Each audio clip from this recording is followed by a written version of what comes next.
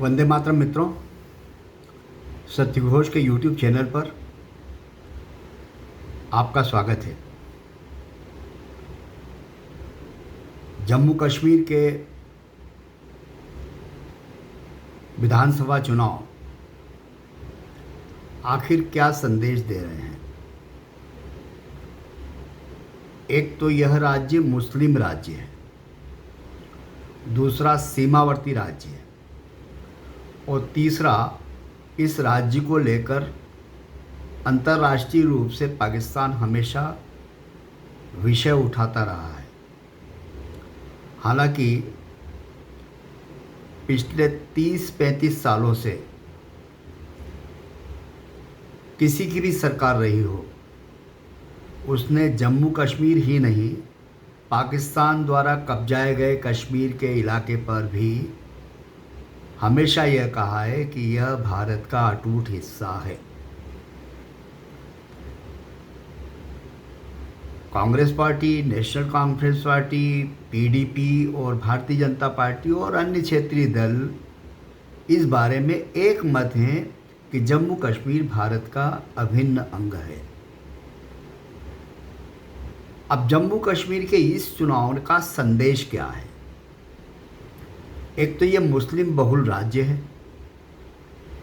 इसके दो इलाके जम्मू और घाटी, कश्मीर घाटी, इन दोनों में अलग अलग डेमोग्राफी है, मतलब आबादी अलग अलग तरह की है। कश्मीर घाटी पूरी तरह मुस्लिम आबादी है, जिसमें जनजाति हैं बघरवाल, गुज्जर, और जम्मू क्षेत्र में अधिकांश जगह हिंदू बहुल इलाका है। इस चुनाव में जम्मू में 43 सीटें और कश्मीर घाटी में 47 सीटें थी। कश्मीर घाटी में बीजेपी ने 19 उम्मीदवार खड़े किए थे, 28 अन्य उम्मीदवार थे, जिनमें से कुछ को बीजेपी समर्थन कर रही थी, लेकिन घाटी में बीजेपी को 0 बटा सन्नाटा, एक भी सीट नहीं मिली। यह संदेश यह जाता है कि आज भी मुसलमान भारतीय जनता पार्टी को वोट नहीं देना चाहते, वो जम्मू कश्मीर का हो चाहे उत्तर प्रदेश का कहीं और का हो।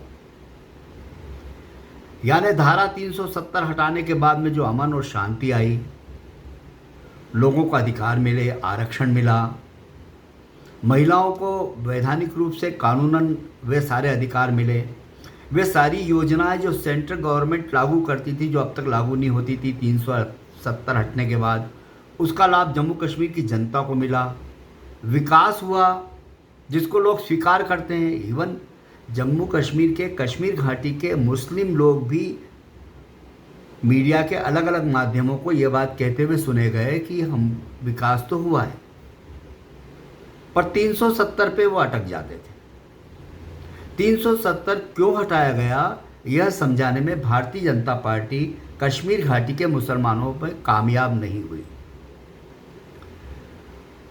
अब जम्मू की 43 में से 29 सीटों पर बीजेपी ने जीत दर्ज की और पूरे जम्मू कश्मीर में भारतीय जनता पार्टी को 25.64% और नेशनल कॉन्फ्रेंस को 23.43%। 370 हटाने को लेकर कांग्रेस की अस्थिर मानसिकता पर भी मुसलमानों ने भरोसा नहीं किया। भारतीय जनता पार्टी छोड़ दीजिए, कांग्रेस को भी उन्होंने 6 सीटें दी है कश्मीर घाटी में। यानी मुसलमान के हिसाब से सोचता है, उसके लिए राष्ट्र, विकास, देश की मुख्य धारा से जुड़ना, संविधान के सारे अधिकार जम्मू कश्मीर को भी उसी तरह मिले, इस पर अभी वह अस्थिर मानसिकता के साथ खड़ा है। तो इस जम्मू कश्मीर के वर्तमान विधानसभा चुनाव का संदेश यह है कि मुसलमान अब भी उन्हीं परंपरागत क्षेत्रीय पार्टियों के साथ खड़ा है, जो उसके साथ विकास नहीं करे, उसको योजनाओं का लाभ नहीं दे, पर वो मुसलमान है इसलिए वो उनके साथ है। यह गंभीर सवाल देश की राजनीतिक पार्टियों के सामने है और उनको उनके लिए चुनौती भी है कि जम्मू कश्मीर सहित पूरे देश के मुसलमानों को यह समझाने में कामयाब होना चाहिए कि देश की मुख्य धारा के साथ कैसे रहें, विकास कौन कर रहा है, योजनाओं का लाभ कौन दे रहा है, कौन सी सरकार जनहितैषी है। कम से कम इस पर गंभीरता से इस्लाम और मुसलमान दोनों से अलग हटकर राष्ट्र के साथ खड़े होने की ज़रूरत उनमें हो, या वो इस ज़रूरत को महसूस क्यों नहीं कर रहे हैं, और महसूस कर रहे हैं तो वो इतने कट्टर क्यों हैं कि धर्म और मज़हब के नाम पर वे आज भी देश को परे रखकर सोचते हैं। यह गंभीर चिंतन का विषय है। सत्यघोष यूट्यूब चैनल पर इस विषय पर आज इतना ही। अगली बार हम अगले विषय पर बात करेंगे।